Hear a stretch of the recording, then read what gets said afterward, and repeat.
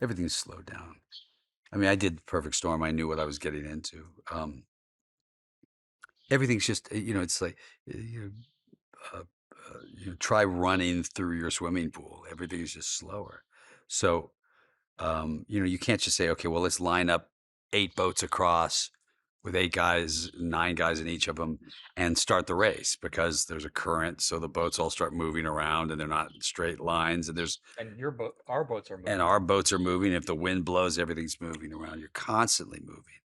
Um, there is not one thing about shooting on the water that's fun, but it means it requires planning Yeah.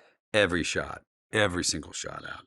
And there was Grant and I had to come up with, as we started doing camera tests, we had to start looking at um, the dynamics of shooting in the water because it's really tricky. You know, you, let's say you just have your one thin little boat with your 9 guys in it. First of all, the oars are 20 feet on either side. So it's very wide. It's also super long. Means you can't get so close. So you can't get very close to it. You're on a boat next to it, but you can't get anywhere near in front of it or to the side of it because you create a wake and you would capsize it. So you're on a long arm, but you still need it to be dynamic. So you can't be on a long arm with a wide angle lens. And it was all about how do you make these shots dynamic? Because, just following rowing, unless you're a rowing enthusiast, is not exciting. And so you had to find ways to make it dynamic. And that was a math we had to come up with. And we Took us worked, about a week to yeah, finally of go. really, we shot Oh, a few things where it didn't work. And we're like, not exciting. And so it required that. And it required a style of editing that I'm not used to as well, which is a much faster pace of cutting, you know.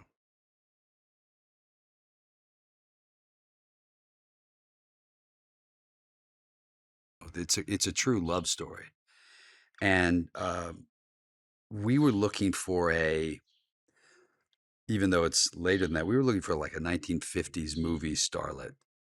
We were looking for like Elizabeth Taylor in A Place in the Sun, more like, or Sandra Dee. We were looking for somebody there's an innocence to, but isn't a pushover.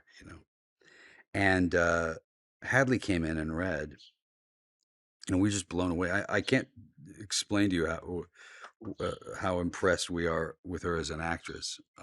She can do anything, and she was so good in the film, and she was a great person to have around the set too.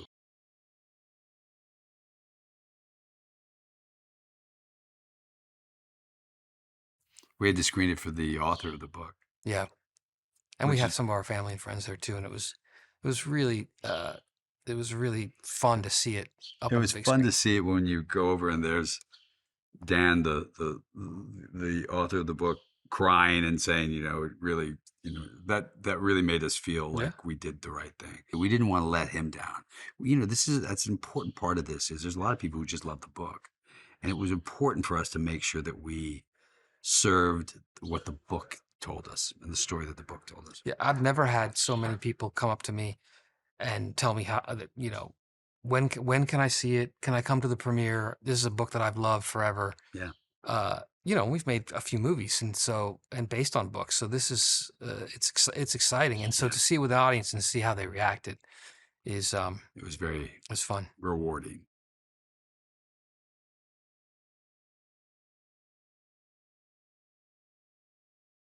There is this element that we tend to forget because everything we see is in such a microcosm, right? Like we'll see anger and hate on television every day, all day.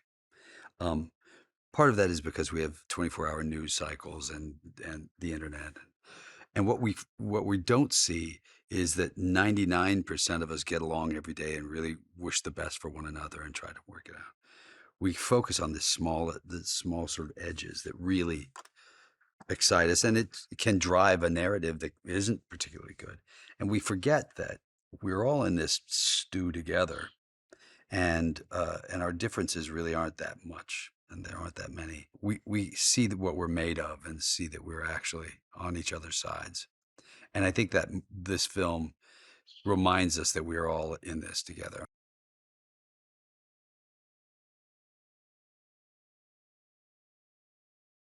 We had to build these boats, and they have to be seaworthy, good boats. They have to really work. And so there was tons of things that were complicated about. Well, I mean, everything was authentic in terms of what the equipment these guys were using. They have these little wooden seats and these little plastic wheels, and so it wasn't. There was nothing state of the art for them that they could cheat and look better. Our kids were all wooden oars, wooden seats. Everything was. It was tricky.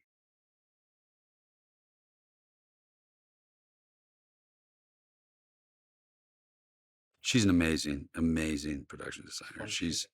Everywhere we went, the places were like, and she's building parts of the streets of Seattle in 1936, and you can't build it all out because we don't have the budget for it, and we don't have we don't have the ability to do that. So she was able to piece together and work with sort of the digital world in a way that was with Matt Casimir, in a way that was really important for us.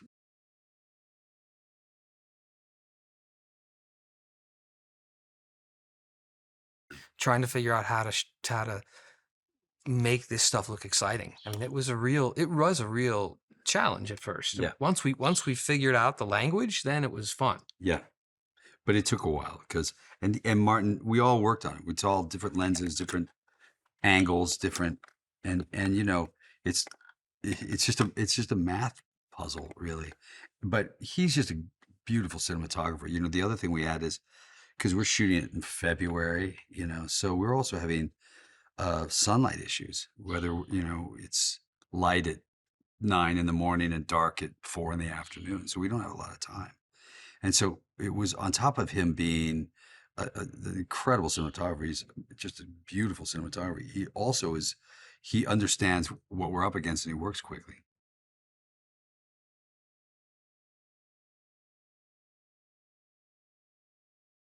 I mean, the with Jen, who's does the costumes, and we've done a lot of films with her.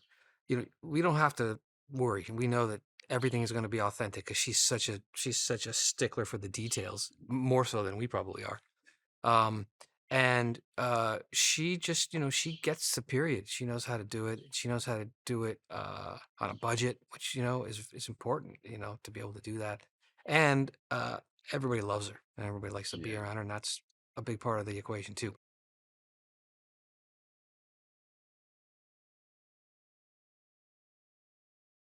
When we do a temp score and we steal scores from other films and put it in, and then you see his score, that's tied directly to the story, and there are themes that where there's a love theme for Callum and Hadley, and there's each of these characters has their own sort of theme music, and then there's sort of the great closing race music.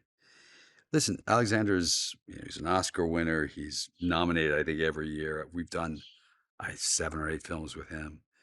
He's a dear friend. We spend a lot of time together. He's got a great sense of humor, but he also happens to be, in my opinion, as good as anybody in the business. And um, uh, he's a composer that I wouldn't want to do anything without him.